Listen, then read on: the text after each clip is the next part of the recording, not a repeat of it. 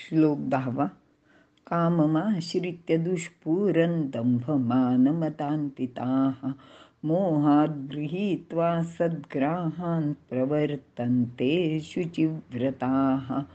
अर्थ, केव्हाही तृप्त न होणाऱ्या वासना धारण करणारे आणि मोहाने अनेक दुष्ट इच्छा धरून दुराचरण करणारे दंभी, मानी आणि मदांध लोक भ्रष्ट कर्म करावयास प्रवृत्त होतात.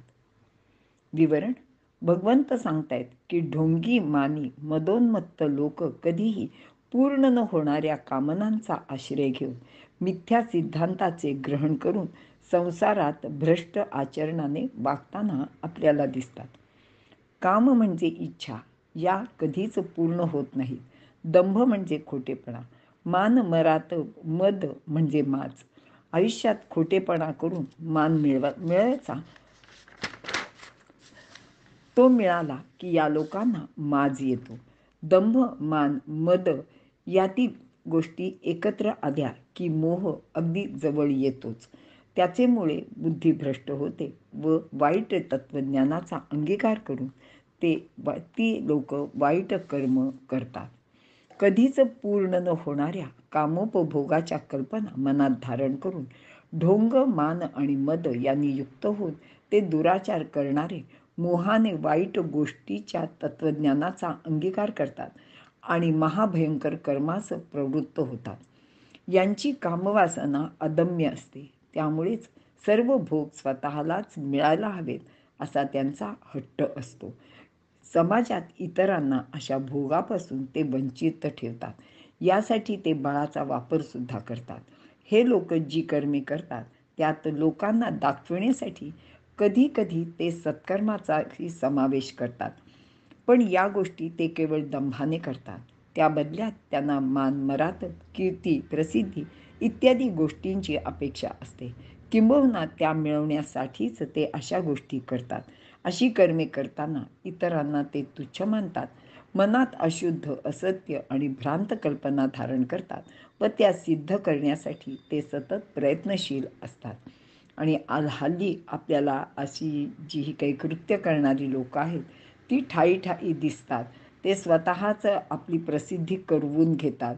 मग मीडियाला बोलवतील, बातम्या देतील, पेपरमध्ये फोटो छापतील, पोस्टर लावतील, काय वाटेल ते करतील आणि मी कसा चांगला, मी कसा लोकांना मदत करतो, मी कशी सत्कर्म करतो ह्याची प्रसिद्धी करण्यात त्यांना फार आनंद वाटतो. आसुरी संपदा केवळ इहवादी असते. त्यामुळे ते प्रत्यक्ष दिसणारे स्थूल जगत तेवढेच सत्य मानतात. ते कोठेही असो तरी ते चार्वाकच असतात. चार्वाक ह्याचा अर्थ चारू वाक. सुरेख, सुंदर, मोहक भाषण बोलणारे असून ते आपल्या गोड मोहक भाषेने आपले सिद्धांत किंवा आपले म्हणणे लोकांसमोर मांडतात. यामध्ये स्वातंत्र्याचे, विशेषतः व्यक्ती स्वातंत्र्य, अभिव्यक्ती स्वातंत्र्य याबद्दल ते आग्रही असताना दिसतात. त्यांना कोणतेही सामाजिक, नैतिक, धार्मिक बंधन नको असते. असे लोक आपल्या बोलण्याने इतर लोकांवर छाप पाडतात. त्यामुळे त्यांचा ढोंगीपणा लोकांच्या लक्षातही येत नाही.